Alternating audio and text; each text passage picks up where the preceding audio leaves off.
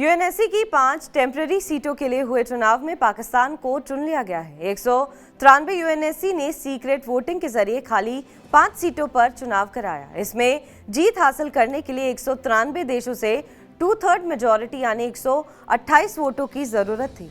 पाकिस्तान के अलावा इन सीटों पर डेनमार्क, ग्रीस, पनामा और सोमालिया का चुनाव किया गया है। अब इन देशों को 2 साल तक अपनी सेवा सुरक्षा परिषद को देनी होगी और इनका कार्यकाल अगले साल यानी 2025 से शुरू होगा। पाकिस्तान को टेम्पररी मेंबरशिप मिलने पर प्रधानमंत्री शहबाज शरीफ का कहना है कि हमारा देश दुनिया की चुनौतियों से निपटने के लिए इंटरनेशनल कम्युनिटीज के साथ मिलकर काम करने को तैयार है। हम देशों के बीच शांति, स्थिरता और सहयोग को बढ़ावा देने के लिए अपनी भूमिका निभाते रहेंगे। आइए जान लेते हैं कि सुरक्षा परिषद का सदस्य बनने के बाद पाकिस्तान को क्या-क्या फायदा होगा। यूनाइटेड नेशंस सिक्योरिटी काउंसिल को ग्लोबल सिक्योरिटी मैनेजमेंट के लिए सबसे बड़ा मंच माना जाता है। इसी के कंधों पर विश्व में शांति व्यवस्था बनाए रखने और सामूहिक सुरक्षा के सिद्धांत का पालन कराने का जिम्मा होता है। यूएनएससी की अस्थायी सदस्यता में समय समय पर बदलाव होता रहता है, जैसा इस बार भी हुआ है। इससे पहले संयुक्त राष्ट्र सुरक्षा परिषद के 10 टेम्पररी मेंबर्स में जापान, इक्वाडोर, मोजाम्बिक, माल्टा और स्विट्जरलैंड शामिल थे, जिनका कार्यकाल 31 दिसंबर को ही खत्म हो चुका था। इनकी जगह भरने के लिए हुए चुनाव में अफ्रीकी और एशिया पैसिफिक देशों की 2 सीटों के लिए सोमालिया को 179 वोट मिले तो पाकिस्तान को 182 वोट हासिल हुए। वहीं लैटिन अमेरिकी और कैरेबियाई देशों के लिए पनामा को 183, वेस्टर्न यूरोप और बाकी देशों के लिए डेनमार्क को 184, ग्रीस को 182 वोट हासिल हुए।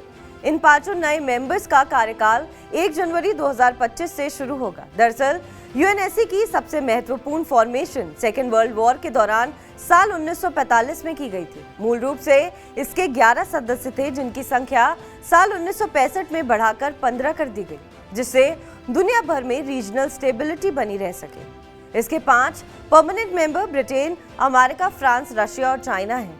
इनके पास वीटो का अधिकार होता है, यानी किसी मुद्दे पर अगर सभी सदस्य देश सहमत भी हो जाते हैं पर स्थायी सदस्यों में से कोई एक देश सहमत नहीं होता तो वो वीटो कर देता है और वो मुद्दा या प्रपोजल खारिज हो जाता है। परमानेंट मेंबर्स के अलावा 10 टेम्पररी मेंबर्स चुने जाते हैं, जिनका कार्यकाल 2 साल के लिए होता है। पाकिस्तान के यूएनएससी का मेंबर बनने पर अपने ही फायदे हैं। वर्ल्ड पीस और सिक्योरिटी मेंटेन रखने वाले यूएन के सबसे पावरफुल बॉडी का मेंबर बनने पर दुनिया भर में पाकिस्तान की इमेज सुधरेगी। आतंकवाद को बढ़ावा देने वाले देश के रूप में मार्क पाकिस्तान के पास अब अपनी इमेज सुधारने का मौका है।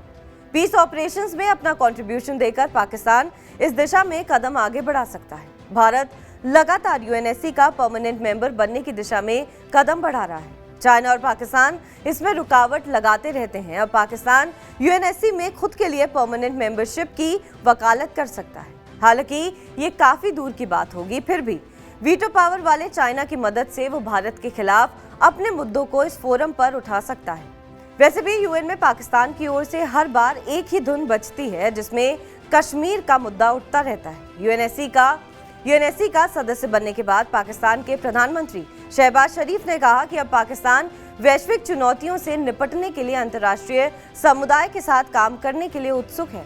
उनका देश दूसरे देशों के बीच शांति, स्थिरता और सहयोग को बढ़ावा देने में अपनी भूमिका निभाएगा। बहरहाल, आपको हमारी खबर कैसी लगी कमेंट सेक्शन पर जरूर बताएं। देश और विदेश की तमाम बड़ी खबरों के लिए आप देखते रहिए TV9 डिजिटल।